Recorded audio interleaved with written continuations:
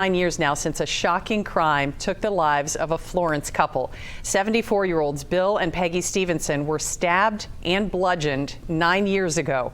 Now detectives say a podcast and a $50,000 reward are generating new leads in the case.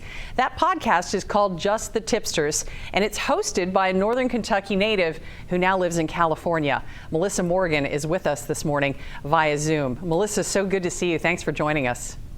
Thank you so much for having me, Sheila. So, Melissa, I listened to the show yesterday that you did with Detective Coy Cox of Boone County, and I didn't realize that so many people thought this case was solved, including you, right? Absolutely. I just assumed if there's one murderer in a family that was the person responsible, and boy, was I wrong. Right, because they had a nephew who was found guilty of another murder in Indiana, but the detectives in Boone County don't think he killed Bill and Peggy, right? Well, as Detective Cox has trained me so well, I will say no one's ever eliminated, including myself. But yes, I believe he's able to be put on the back burner, and they need to focus on other suspects and persons. They didn't find any of his DNA at the crime scene. Before we get back to the case, though, I would just like to know, Melissa, how do you choose the cases to profile on your show? You've done so many.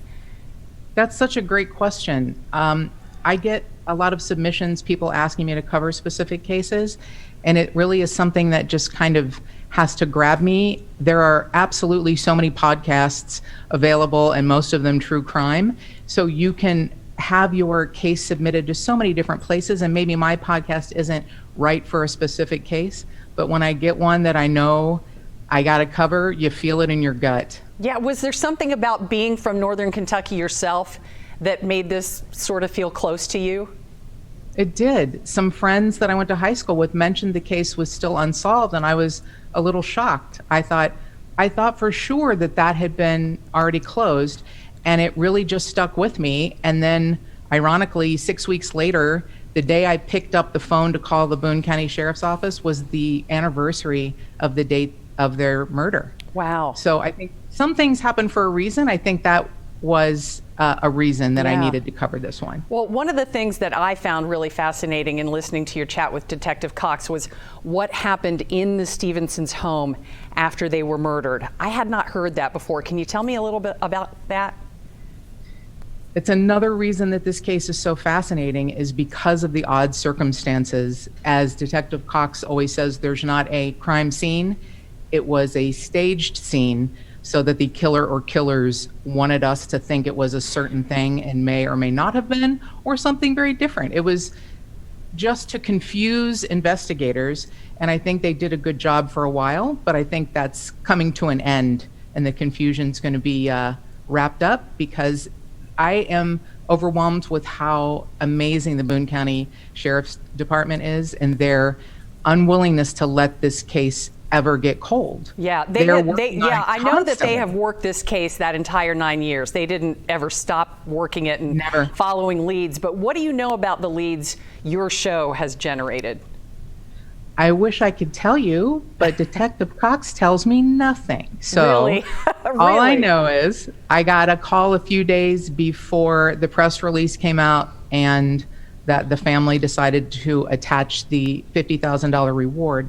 And he said, what you don't know that is going on behind the scenes is we've received some tips. Some of them have information that is unique and had never been released to the public. Oh, wow. So that was a pretty big day.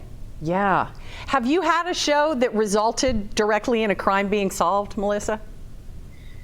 I would love to say yes, but podcasts don't solve crimes. Law enforcement solves crimes. Mm-hmm. What we can do is shine the light on a case that may have been fallen between the cracks or may have been pushed on a back burner. That's what we can do.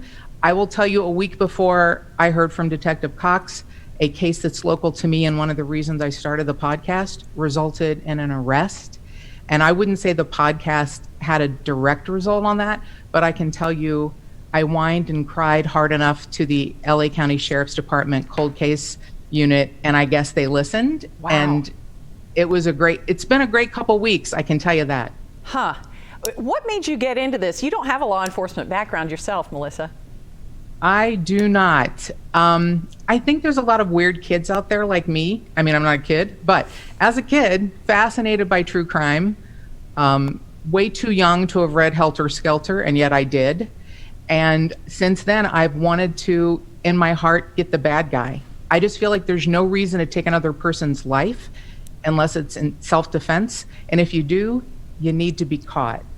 Well, keep up the good work, Melissa. You have a new fan in me.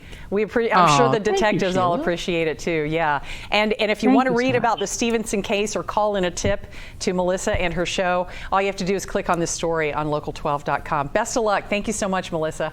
Thank you, Sheila.